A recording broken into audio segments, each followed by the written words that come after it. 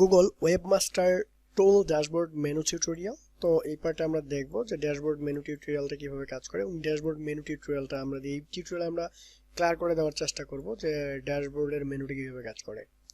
ড্যাশবোর্ডের বাম দিকে site configuration মেনুর অধীনে প্রথম সাবমেনু সাইট ম্যাপ, এখান থেকে গুগলের সাইট ম্যাপ সাবমিট করতে হয়।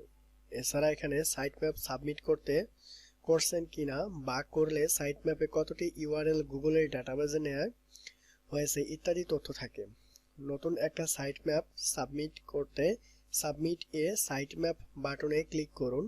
এতে একটি বক্স আসবে, এখানে আপনার সাইট ম্যাপটি যেখানে আছে তার ঠিক ঠিকানা লিখে সাবমিট সাইট ম্যাপ বাটনে ক্লিক করুন। উদাহরণস্বরূপে এই যে একটা ওয়েবসাইটের নেম দেওয়া আছে, সাইটের কথা বিবেচনা করছে, এখানে আমি স্ল্যাশ চিহ্নের পর সাবমিট ডট এক্সএমএল দিয়েছি কারণ আমার সাইট ম্যাপটির রুট ফোল্ডারে আছে। তো এই যে সেম ভাবে আপনি কাজটা করতে পারেন। দেন আমি আগেই সাইট ম্যাপ সাবমিট করেছি, তাই উপরে দেখুন সাবমিট ইউআরএল এ দেখাচ্ছে যে আমি 200টি ইউআরএল সাবমিট করেছি এবং এখান থেকে গুগলের ডেটাবেজে 199টি সেভ করা হয়েছে এবং বাকি একটি ইউআরএল সেভ করা হয়নি। বাকি প্রসেসগুলো আপনারা করে নেবেন। তো সম্পূর্ণ ভিডিওটা মনোযোগ সহকারে দেখার জন্য অসংখ্য ধন্যবাদ এবং নেক্সট পার্টে আমরা আসতেছি সাইট ম্যাপ নিয়ে।